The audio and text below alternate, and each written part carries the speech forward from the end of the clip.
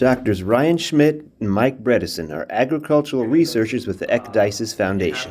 An important part of the work they do is helping farmers adopt regenerative practices on their land. Together with a group of innovative local farmers, they set out on a mission to build a cover crop roller-crimper in a farm shop using less than $6,000 in parts. This machine that they're standing by is the product of that mission, and they're proud to say that the project has been a real success. If you're interested in making your own roller crimper out of an unused piece of tillage equipment, stick around because this 6-part how-to video series is exactly what you need to get started. Cover crops are surging in popularity across the U.S., and it isn't difficult to see why. Cover crops can take a lifeless, structureless soil and make it into something very functional and highly productive. Building soil health, scavenging expensive nutrients, providing habitat for beneficial organisms, and mitigating erosion are just a few benefits to be enjoyed when implementing cover crops on your farm.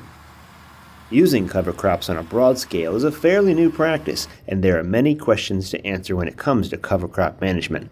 One of the most important management questions is how and when to terminate the growing cover crop so that it doesn't interfere with planting or harvesting activities. Often, cover crops are terminated by using herbicides or tillage.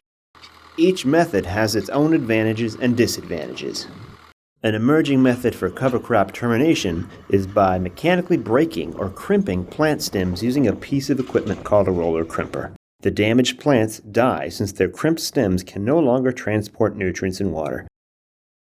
This termination technique is gaining in popularity partially because the practice is useful regardless of if you operate a conventional, no-till, or certified organic operation. So, if terminating cover crops using a roller crimper is applicable across such a broad range of farming operations, then why don't we see them being used more often? There are a few good reasons for this. The first being that commercial roller crimpers are expensive and will cost a farmer tens of thousands to purchase even a mid-size model. The high cost of roller crimpers leads to the second reason we don't see many of these machines around. Farmers are, understandably, unwilling to incur financial risk on an expensive piece of equipment that hasn't been proven to work on their own operation.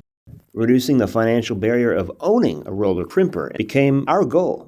Build an affordable roller crimper using less than $6,000 in supplies that any farmer can make themselves. Follow us as we show how to convert a disused tillage disc into a roller crimper. Learn from our mistakes and successes so you can do it better in your own shop.